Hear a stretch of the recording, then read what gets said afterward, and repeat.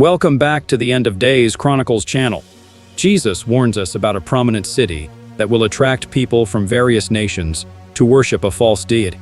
In the book of Revelation, this city is symbolized as a harlot woman who blasphemes the true God. We question the accuracy of the city's existence and the prayers directed towards it. I invite you to watch a video called Until the End to understand the message God is trying to convey through a place considered sacred to Muslims. Something remarkable is happening in the great city I mentioned earlier, which is known as the holy site of Muslims.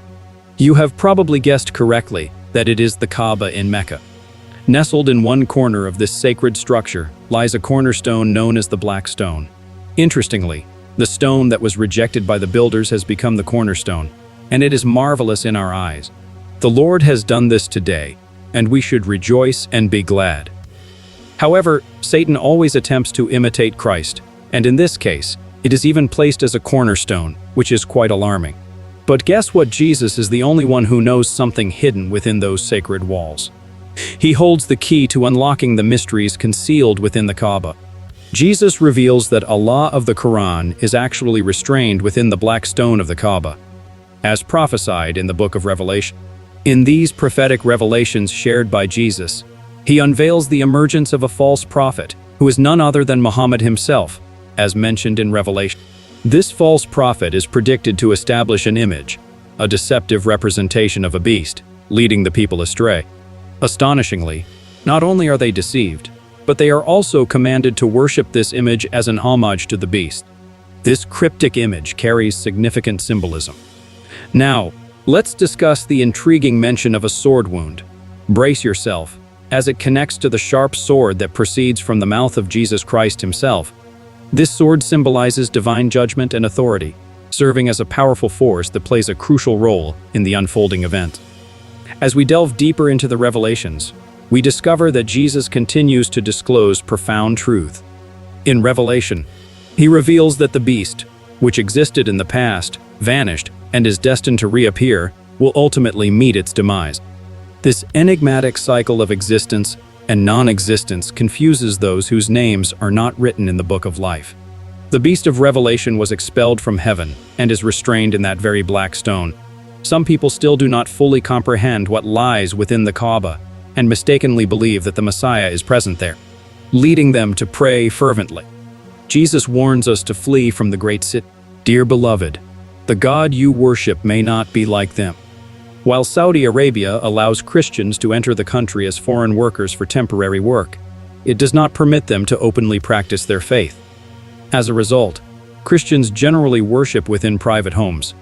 This situation can be unfair and exhausting when you are unable to publicly celebrate your faith.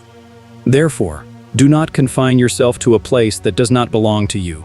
Go where God is the true Savior, where there are people who share your beliefs and will pray alongside you.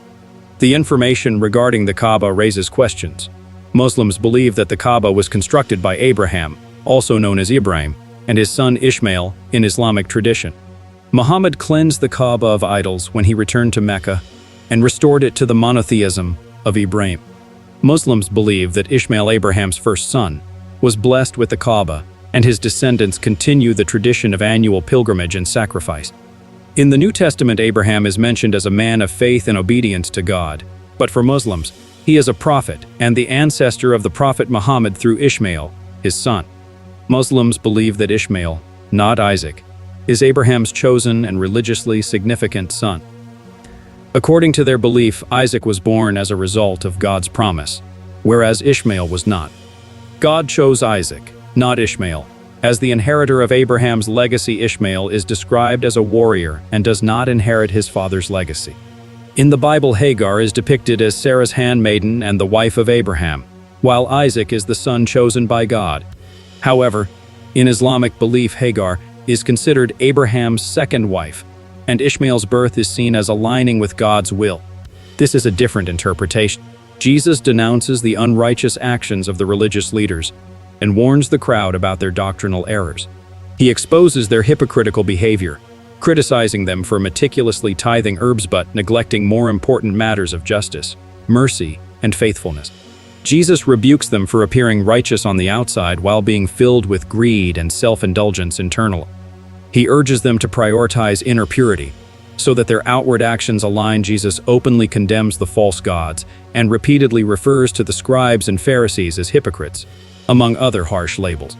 He expresses divine anger towards those who teach false doctrines under the guise of heavenly truth.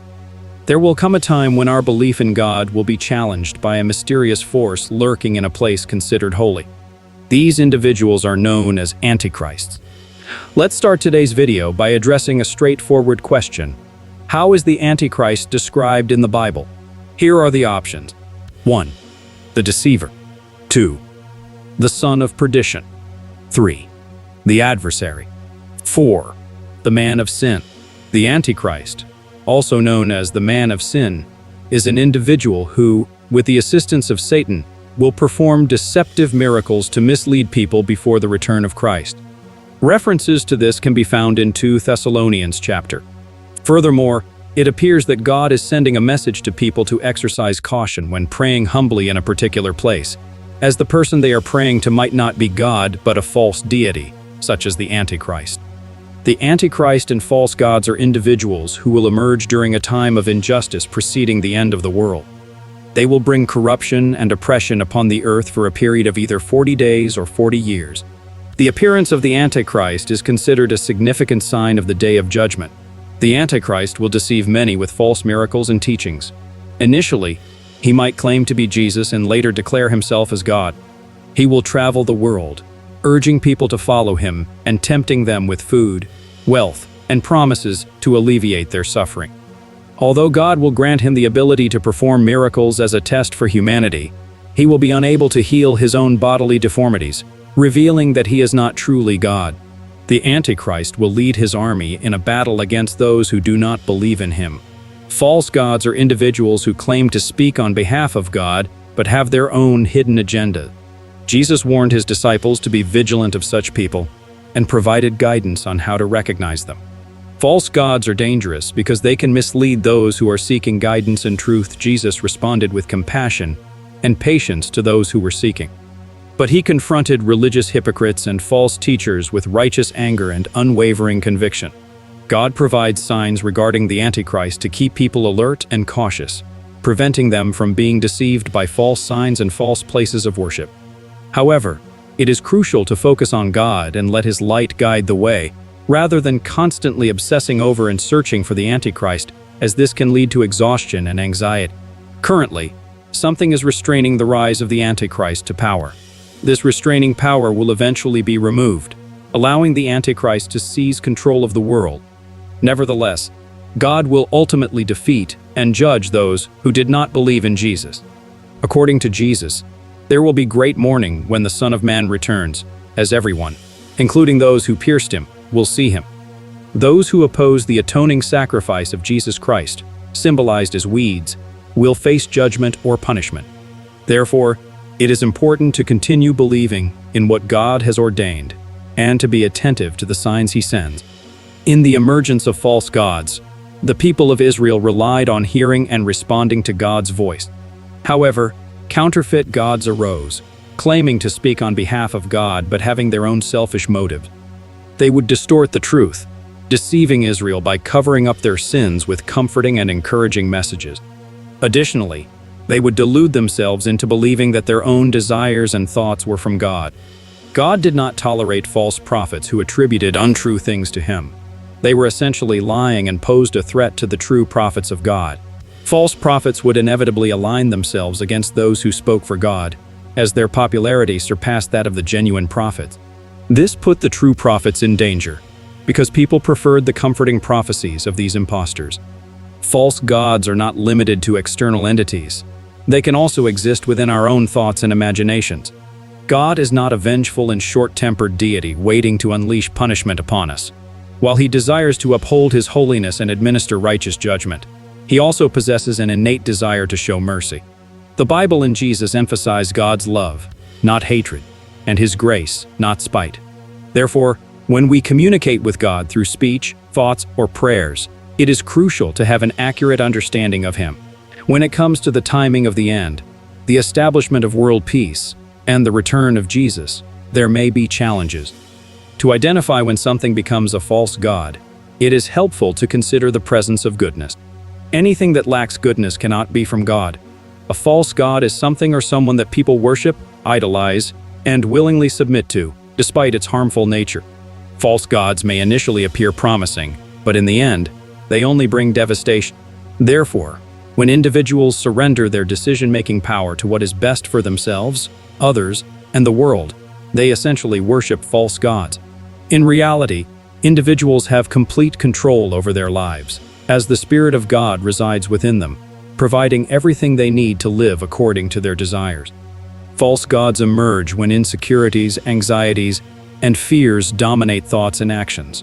Whenever compromises are made with difficult truths or deceptions are embraced, whenever life's challenges are approached with willful ignorance, false gods come into play. Similarly, when individuals attempt to fully comprehend the divine, they transform God into a false god. God's majesty and glory always surpass human understanding. The Hebrew Scriptures, the teachings of Jesus, and the early church all caution against idolatry and false gods. The key to recognizing false gods lies in understanding that anything has the potential to become a false god.